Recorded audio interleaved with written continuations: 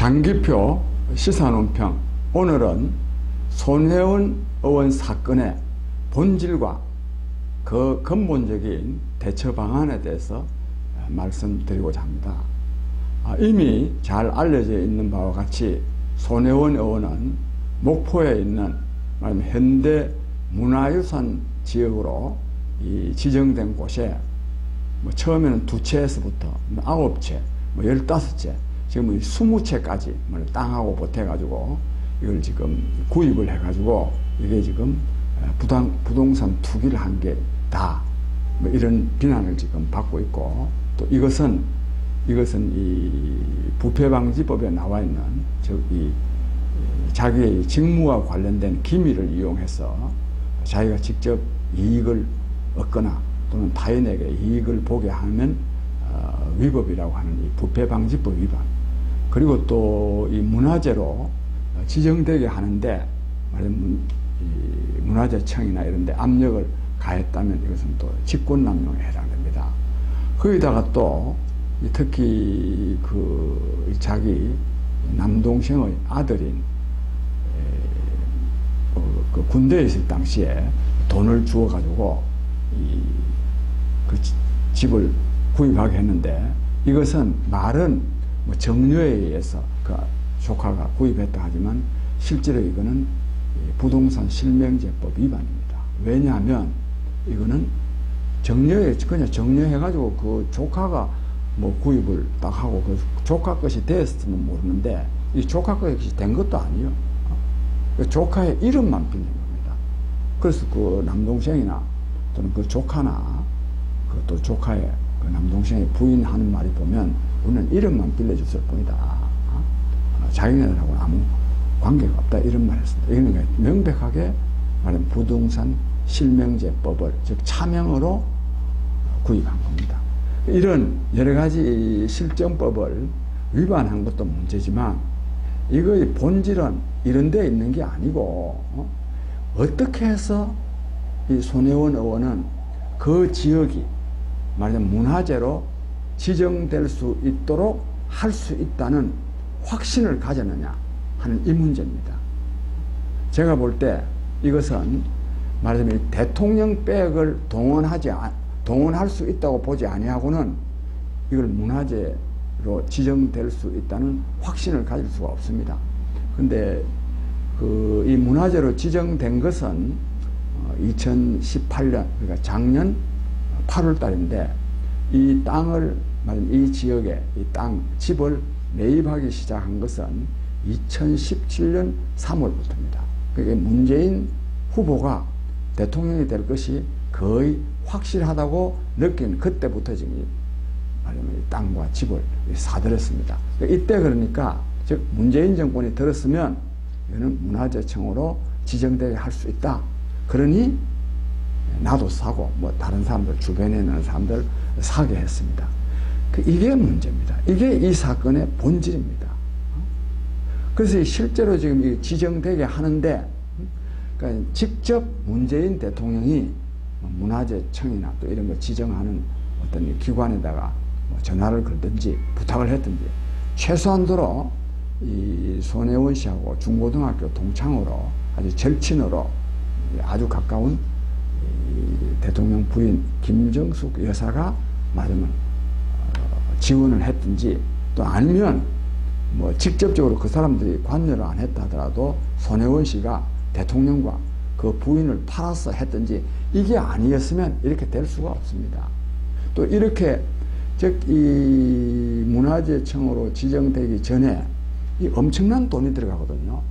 그 20건이면은 한 건당 한 7천만 원씩이라 거의 크게 비싸지는 않은 것 같아요. 한 1억 전후인 것 같습니다.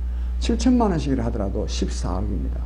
그 14억이라는 돈을 그냥 함부로 넣을 수 있겠습니까? 이거는 반드시 손해볼 일은 없다 하는 이런 확신이 있어야 되고, 또 이거는 또 이 손혜원 씨가 이 자기 조카 여기 경리단길에 와인바를 하는데 아주 살기가 어려운 조카가 있는데 그 조카를 목포 가서 집사라 했답니다. 그러니까 어려운 데 있는 사람을 가서 살아 할 때는 네 여기 가면 돈을 많이 벌 수 있다 하는 이런 말을 한 겁니다. 그러니까 이 손혜원 씨는 지금 돈을 많이 지금 뭐 값이 많이 올랐니 안 올랐니 말하고 있지만 실제로 많이 올랐고 또 오르리라고 확신하고 이걸 한 것입니다. 그 조카 예를 보더라도 또 그게 아니고 뭐 건 20억 가까운 돈을 말하자면 투입했는데 이게 손해날 수도 있다는 생각이 있었다면 이런 돈을 어떻게 투입할 수 있습니까? 즉 이처럼 이게 문화재로 지정되어서 말하자면 가격이 올라갈 수 있다고 확신한 것은 이는 대통령 백이 아닙니다. 말하자면 이 초선 국회의원으로서 문화관광체육위원회 간사 힘으로 이걸 할 수 있다 이렇게 볼 수는 없습니다. 그런 점에서 이 사건은 말하자면 문재인 대통령과 그 부인이 이 사건에 지정되게 문화재로 지정되게 하고 하는데 얼마나 큰 영향력을 행사했느냐 이거를 밝혀내야 됩니다. 여기다가요 이거 이제 지정된 다음에 목포 일원에 1,100억 원 이 문화재 이런 재활성화하는 이런데 1,100억 원이 투입되는데 특히 이 지역 적산 가옥이 많이 뭐 하기 1.5km 정도 된다는데 이 지역에 약 한 500억 원이 집중적으로 말하자면 예산이 배정됐다고 합니다. 이거 굉장히 어려운 일입니다. 이거는 진짜 이 집권 세력의 적극적인 지원이 없이는 이게 이루어지지 않습니다. 국민 여러분 한번 판단해 보세요. 이 돈 500억 원이 큰 돈입니다. 국가 예산으로도 문화재 활성화하는데 돈 500억 원 투입했다는 건 굉장히 큰 돈입니다. 이걸 어떻게 해요? 최고 권력자의 의지가 반영되지 아니하고 이걸 이루어질 수 있겠습니까? 그런 점에서 이 사건은 이걸 밝혀내야 됩니다. 이와 관련해서요, 이 박지원 의원의 태도가 상당히 좀 주목할 만한 건데, 이 사건이 처음에 말하자면 이 손혜원 의원이 그게 부동산 투기를 했다는 걸 SBS가 보도를 했을 때 박지원 씨가 어떤 반응을 보이느냐 하면 나는 그 손혜원 씨가 부동산 투기했다고 보지 않는다. 손혜원 씨가 말하자면 문화재를 복원코자 하는 그의 평소의 이 소신 때문에 순수한 마음으로 했다고 본다. 더욱이 이 지역이 문화재로 지정되게 하는 데는 내가 그거 다 한 거다. 목포시장하고 다 의논해가지고 내가 한 거고 또 이 예산이 투입되게 된 것도 그것도 다 내가 한 거다. 이렇게 쫙 말을 했습니다. 그래서 내가 근데 그랬는데 그러고 나서요 이게 이제 이 박지원 의원의 해명에 하면 두 채가 아니라 뭐 9채, 10채 이렇게 늘어나면서 아이고 이게 뭐 순수한 마음으로 했다는 생각은 안 들고 이제는 투기한 거라고 저는 본다. 그래서 이거를 검찰에 조사한다 그래가지고 뭐 두 사람이 지금 사원박지를 하는 것 같은데 그 이후에요 이 박지원 씨가 아주 아무 말도 안 합니다. 이제 왜 그러냐? 박지원 씨는요 이 지역이 어떤 과정을 통해서 누구의 힘에 의해서 문화재로 지정되었고 그리고 국가재정이 그 목포시 전체적으로는 1,100억 원, 또 이 지역에 500억 원이 말하자면 국가재정이 배정되게 되었는지에 대해서는 누구보다도 박지원 의원은 잘 알 수 있게 됐습니다. 만약에 모른다면요, 이건 진짜 뭐 엄청나게 바보죠. 이는 모를 수가 없습니다. 자기 지역구에. 그래서 처음에는 지역구에 지역 활성화를 위해서 자기가 좀 뭐 한 것처럼 생색도 좀 내보는 생각도 있었겠지만 그것보다는 이걸 사전에 알기 때문에 뭘 아느냐? 즉 이거는 문재인 말하자면 정권 차원에서 손혜원 씨가 거기다가 그 도움을 받아가지고 이걸 지정한 걸 알기 때문에 이걸 이제 문재인 정권을 보호하기 위해서 이건 내가 다 한 거다 이렇게 저는 말했다고 생각합니다. 처음에. 근데 이 상황이 돌아가는 걸 보니까 앞으로 지금 이 본질이 지금 밝혀질 가능성이 있거든요. 그래서 이제 박지원 씨가 얼마나 약한 사람입니까? 그래서 저는 한 발 빼고 있는 거다. 저는 이렇게 생각하고, 박지원 씨는 이게 좀 밝히시기 시작하면 또 내가 다 아는데 이거는 최고 권력이 개입한 거다라고 말할 가능성이 굉장히 큽니다. 국민 여러분, 이 사건은요, 권력이, 최고 집권 세력이 말하자면 어떤 사람들의 그 농간에 놀아나가지고 그 사람들의 이익을 보장한 겁니다. 이익을 보장하기 위해서 심지어 문화재로 지정되게 하는데도 압력을 넣고 예산이 투입되게 만들고, 앞으로 또요, 그런 예산으로 지금 이거 지금 저 집산한 거 이거 수리하고 뭐 복구하는데 또 국가 예산으로 또 지원도 된다고 한답니다. 그래서 저는 이 지금 이 손혜원 씨가 말하자면 박근혜 정권의 최순실이하고 저는 똑같다고 생각합니다.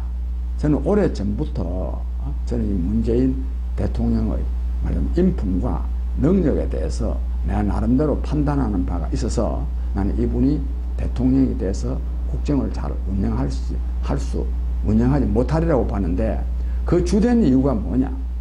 한마디로 말하면 박근혜 대통령한테는 최순실이가 한 명이 있었다면 문재인 대통령한테는 최순실이가 한 10명쯤 될 거다. 이런 말을 한 일이 있는데, 진짜 이제 제대로 이제 최순실이가 이제 한 명 나오기 시작했습니다. 그래서 나는 이 손혜원 씨는 말하자면 박근혜 정권의, 즉 문재인 정권에 있어서 박근혜 정권의 최순실이하고 똑같은 이런 제2의 저는 최순실로 앞으로 나중에 이렇게 규정되리라, 저는 이걸 굉장히 그렇게 보고 있습니다. 그런데 여기다가 이 문재인 정권이요, 지금이라도 정신을 차려야 됩니다. 이 김태우 씨 사건 있지 않습니까?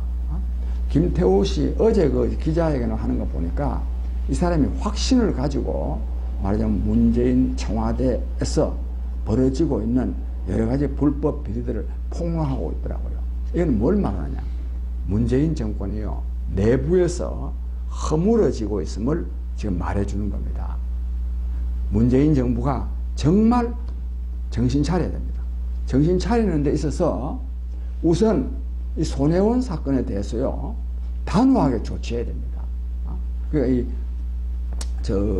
이 특별검사라도 임명을 하게 해가지고 이걸 명명백백하게 밝히고, 또 자기들도 잘못한 것이 있으면 사과도 하고, 또 앞으로는 절대로 이런 일이 없도록 하겠다 하는 이런 거를 국민한테 다짐을 해야 되지, 이걸 또요 슬슬 또 덮으려고 또 하다가 보면 딱 박근혜 정권의 이 최순실 사건처럼 수렁으로 빠져가지고 결국은 임기도 다 못 채우는 이런 사태로 저는 발전할 가능성이 굉장히 있다고 봅니다.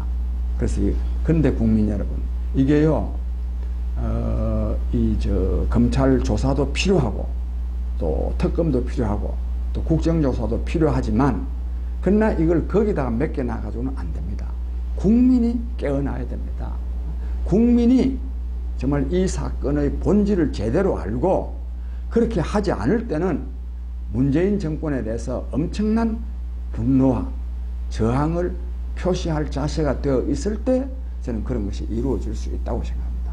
아무쪼록 국민 여러분, 이 사건이 바로 처리되게 함으로써 이 권력형 부정이 더 이상 이 땅에 발붙일 수 없도록 하는데 우리가 함께 힘을 모을 수 있게 되기를 바랍니다. 오늘은 여기서 제 말씀을 마치겠습니다. 여러분 감사합니다.